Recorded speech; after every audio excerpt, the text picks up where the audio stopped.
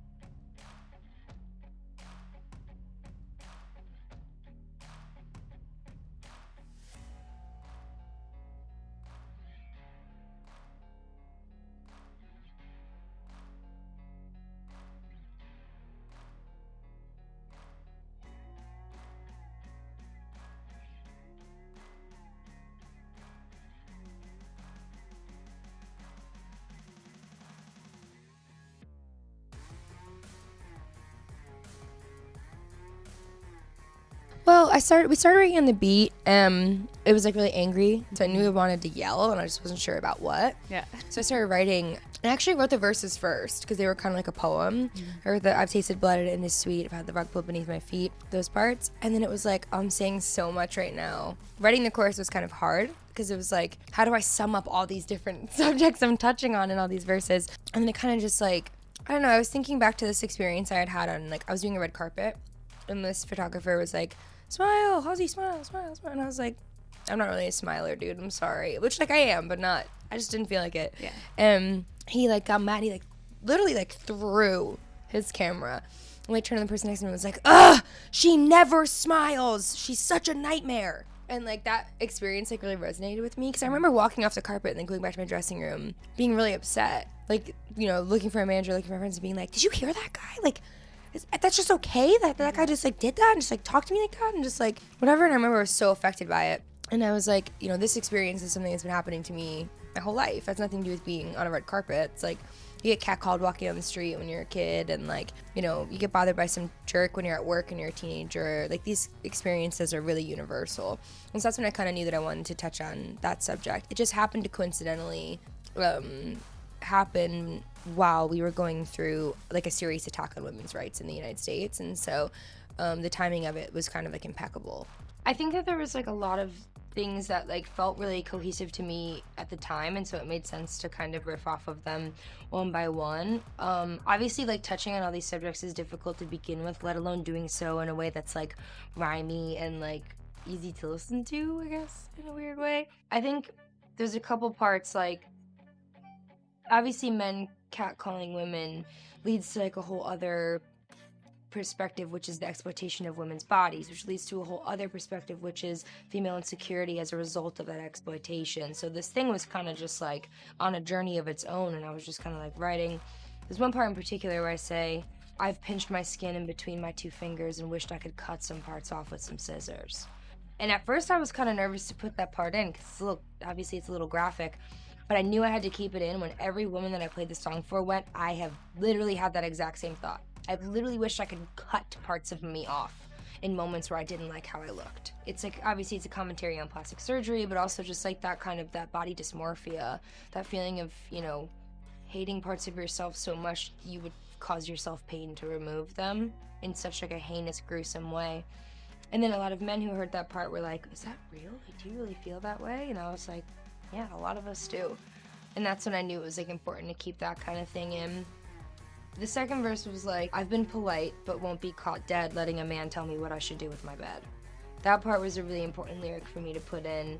I've been openly bisexual for the entirety of my career, and I've been really open about my struggles with reproductive health. And more often than not, I find in my personal case, a lot of people having like opinions on, you know, my sexuality or like, you know, my experiences with reproductive health. And then it's obviously amplified to a bigger level when we look at everything that's been going on politically, you know, as far as like the regulation of people's access to reproductive health care. I think that lyric, I didn't realize what that lyric was going to mean at first, but the sentiment was already there. So obviously it grew into something even bigger. Just the idea of like, it's nobody's choice but my own what I do with my body, with my bed. My bed serving as like the metaphor for myself in my private life, you know? Those are some of my favorite lyrics in particular.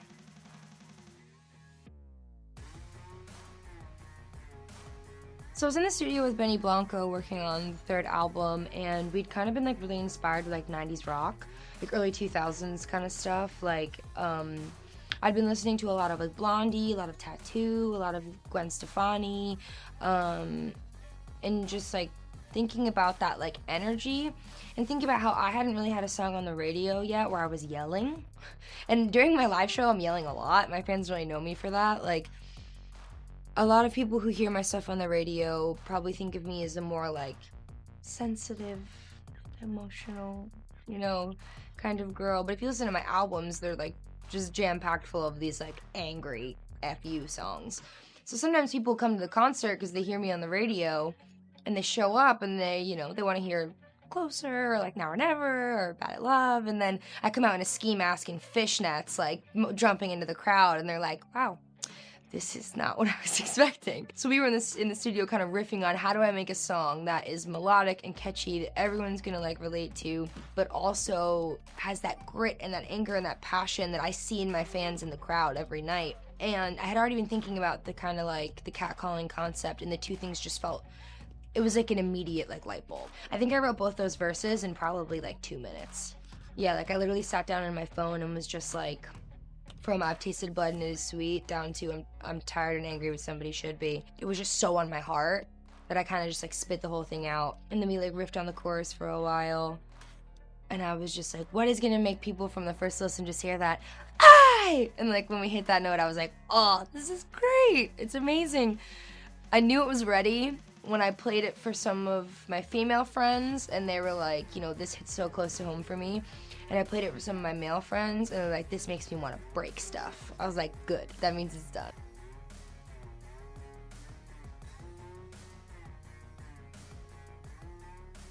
А расскажи про свой трек, который недавно у тебя с Halsey вышел. Это вот как раз одна из тех историй, когда Halsey сначала хотела взять припев «Я сошла с ума», и они прислали нам, значит, на approve. Я сижу, как бы, ну, звучит прикольно, но, блин, зачем? Давайте что-то новое. Но они говорят, мы хотим что-то вот, тату там и так далее, что-то в этом стиле. То есть это было прям специально в стиле сделано, потому что я посмотрела клип, там даже и в клипе есть отсылки. Да. То есть изначальный трек был с припевом песни All the Things She Said. All the Things She Said. И потом мы сказали, да давайте лучше что-то новое. И причем мы даже себе в убыток сказали, потому что мы меньше получаем авторских за эту песню. То есть если бы она оставила тот припев, мы бы получили 80% от трека, а у нас сейчас там какой-то там мизер. Но в любом случае для меня это не пережиток старого, это мы что-то новое сделали, понимаешь? Получилось очень в духе, прямо да. Очень, это очень прослеживается. Но вот мне интересно, все ли это поняли? Вот мы с тобой, возможно, сейчас кому-то откроем глаза. Многие поняли, прям вот люди, которые не знали, что я к этому там в этом принимал участие, говорили, что они ехали, слушали эту песню, такие, о, это же так.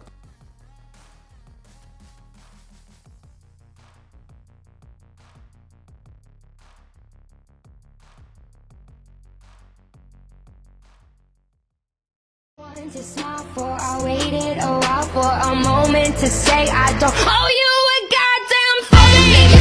All the things you said, running through my head, running through my head, running through my head. All the things you said, all the things you said.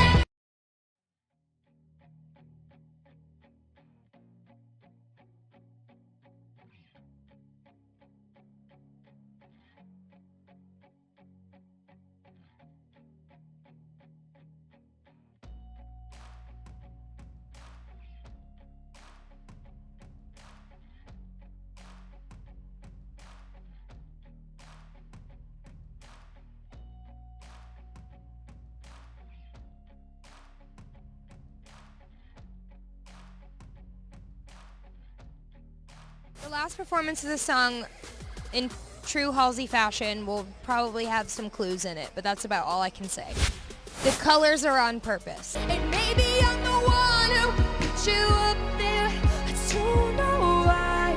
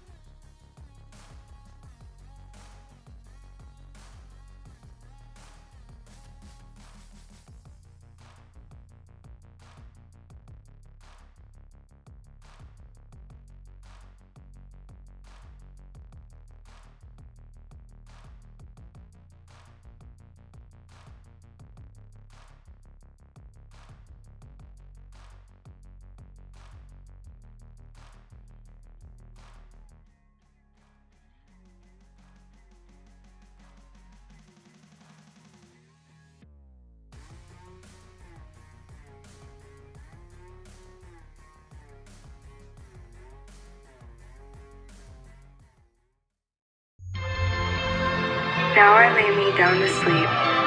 I pray the Lord my soul to keep. If I shall die before I wake, I pray the Lord my soul to take.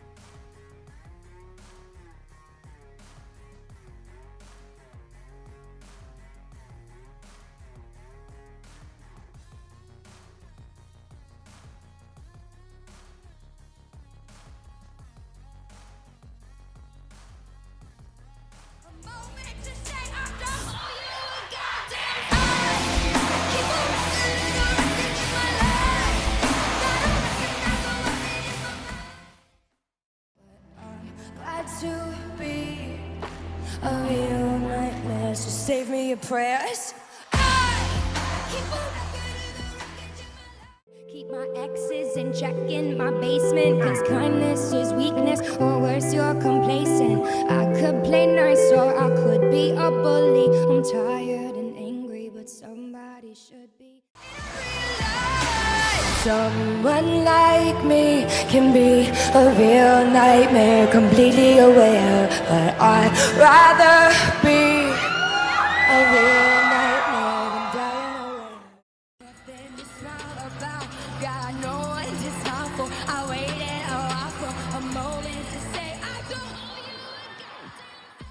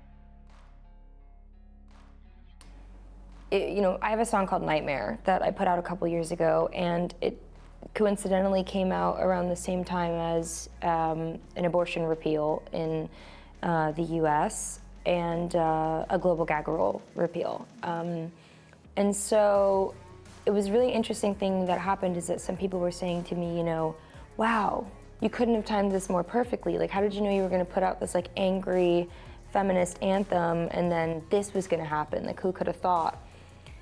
And I kind of wanted to say to those people, like, the reality is that I could have put that song out any month of any year and something probably would have happened that would have been an attack on, reproductive health and reproductive rights, and it would have just seemed the same amount of serendipitous because, there wasn't an isolated incident. It's an ongoing conversation. So in its own way, this song kind of became this anthem, I think. When I started my tour, I had statistics in my set that were about abortion and about the state of legislation in the United States. And about 2 weeks into my tour, the Supreme Court ruling was confirmed, and I had to change those statistics on about 10 minutes notice, at a sound check before a show. And that section of the tour was really difficult for me because I would always get really emotional during the song and night by night, it was a different emotion. Like, sometimes I'd be enraged, sometimes I would just be crying. I would just feel so sad. Like, I would look into the audience and I would look at people and I would think about the statistics and I would go, you know, the reality is that I'm looking at this group of people and some of these faces I'm staring at right now are going to be severely, negatively, or fatally affected by, you know, the effects of this. And I just kind of implored my audience to, like, look around, look at the magnitude of the space that they were in and recognize that, like, it's not a hypothetical. It's something that is continuously affecting the people you're sharing a space with, to the left and the right of you. It's not, you know, it's not hypothetical girls and boys that your mom and dad tell you about when you're a kid, you know, that they're bad and they do this and you'll never do that. So I kind of needed to find a way to match that rage and that negativity with, like, actual action.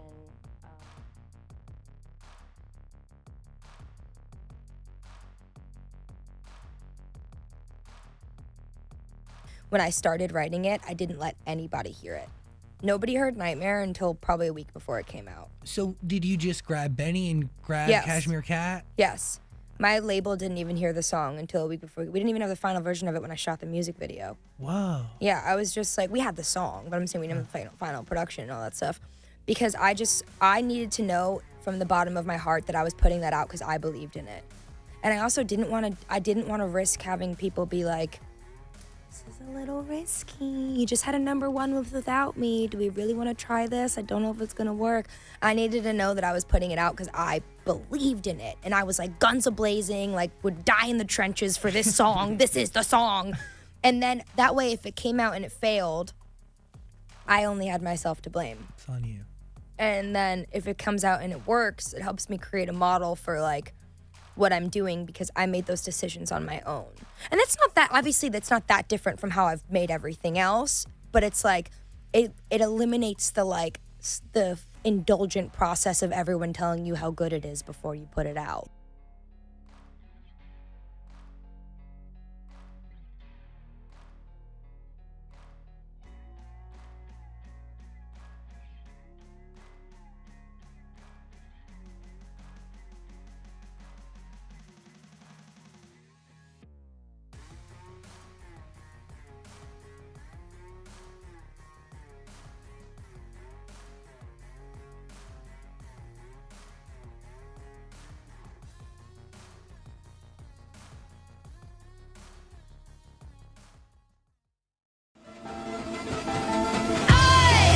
Keep on walking on the wreckage of my life. I gotta recognize the weapon in my mind. They talk shit, but I love it every time. And I realize.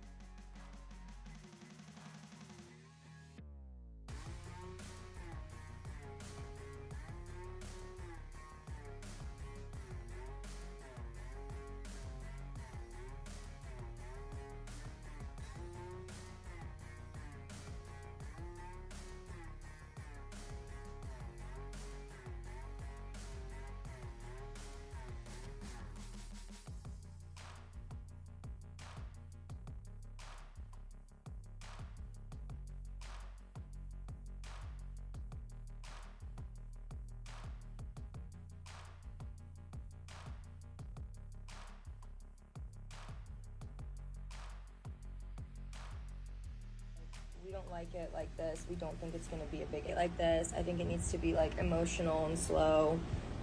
And then they were like, well, you can put it out, but we're not gonna promote it. We're not gonna do anything to help you, nothing. And so I was like, okay, shit.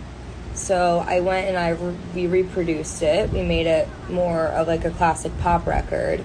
And I actually loved the reproduction that we did. And so I was so happy because I was like, okay, now I love this version of the song and now you guys are gonna love it too. And everyone wins.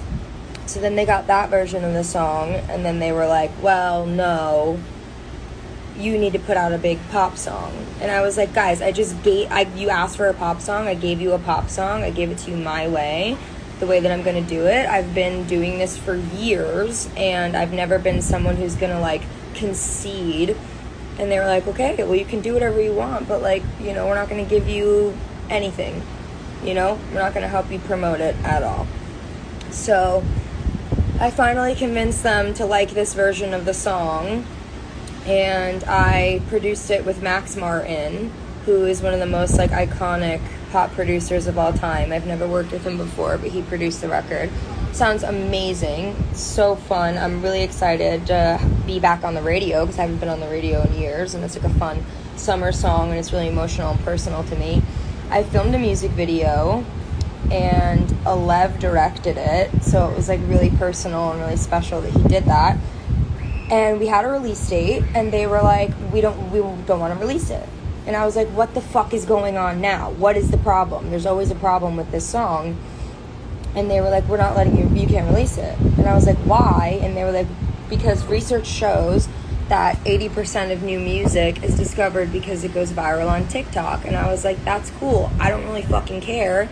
I've never been 80%. I've always been the 20. Nothing in my career has ever gone the way things work or the way things are usually marketed, you know.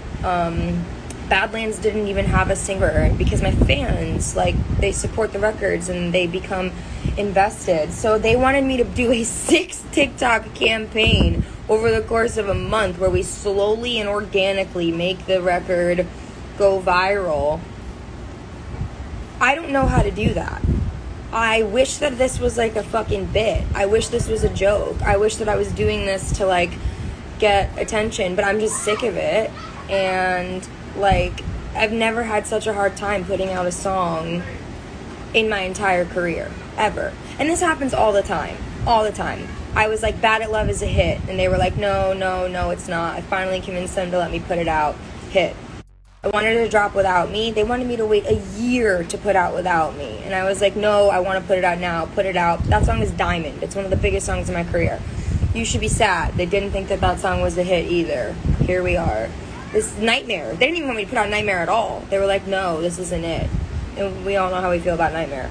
So basically I go through this every single time, but never to this extent, where it's like they're literally blocking me from being able to release a song. And there's nothing that I can do about it. Nothing. I've been in this industry for so long. I'm writing my 5th album right now, and it just feels crazy to me. And I've always been like really honest and really transparent, so I'm just telling you guys what's going on. And I'm in a contract, so